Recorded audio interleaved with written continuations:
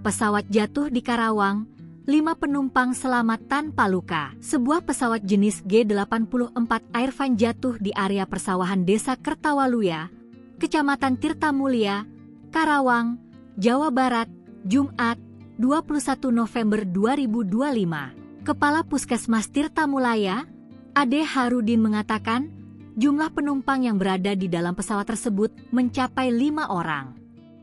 Berdasarkan informasi yang diterima, rombongan tersebut terdiri atas 2 pilot, 2 teknisi, dan 1 penumpang. Ade memastikan seluruh orang berada di dalam pesawat sedang menjalani pemeriksaan oleh tenaga medis. Sebelumnya, sejumlah foto beredar di media sosial yang menunjukkan pesawat tersebut tergeletak di persawahan. Sejumlah warga pun terlihat berada di sekitar lokasi. Kabar jatuhnya pesawat tersebut dibenarkan Kepala Desa Kutawaluya, Arta.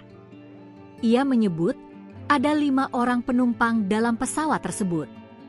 Sementara itu, Kasih Humas Polres Karawang, Ibda Cep Wildan menyebut kasus pesawat jatuh sedang ditangani aparat.